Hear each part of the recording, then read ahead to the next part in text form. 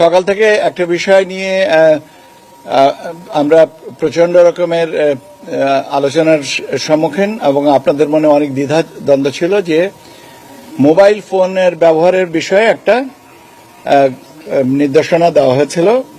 এখানে বলা হয়েছিল যে 400 গজের ভিতরে এটার সীমিত রাখতে হবে বা এর বাইরে রাখতে হবে। এটা আমরা সংশোধন করছি।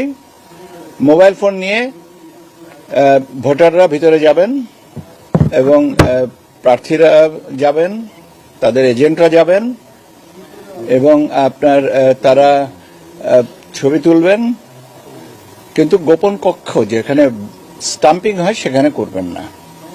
তো এই পরিপত্রটা আমরা সংশোধন করে দিচ্ছি যাতে এর ব্যাপারে কোনো রকমের দ্বিধা না থাকে। এখন বাট কিছু রেস্ট্রিকশন থাকবে, যেমন আপনার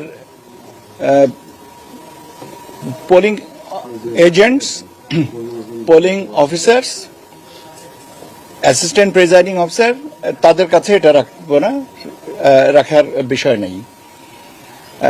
তারপরে আপনার যেমন আইন শৃঙ্খলা বাহিনীর একাধিক সদস্য থাকেন, সবার কাছে কি থাকবে না। তো কাজে ওই জায়গাটাকে একটু ফিল্টার করে আপনাদের দিচ্ছি। তবে আপনাদের যে স্বাভাবিকভাবে যে প্রশ্নটা ছিল, কৌতূহল ছিল যে ভোটাররা এবং সংবাদকর্মীরা বা অবজারভার্সরা এটা নিয়ে ভিতরে যেতে পারবেন কিনা, সে বিষয়টা আমি নিশ্চিত করছি যে আপনারা নিয়ে যেতে পারবেন। তো গোপন কক্ষের ছবি তুলতে পারবেন না। আমার মনে হয় যে এ ব্যাপারে আর আমার ফার্দার কোনো কিছু বলার দরকার নেই। আমি বললামই তো যে কিছু রেস্ট্রিকশন থাকবে, সেটা আমরা ফিল্টার করছি, করে আমরা এটা করে দেব। কিন্তু যে আলোচনাটা ছিল সেটা আমরা নিশ্চিত করে দিলাম।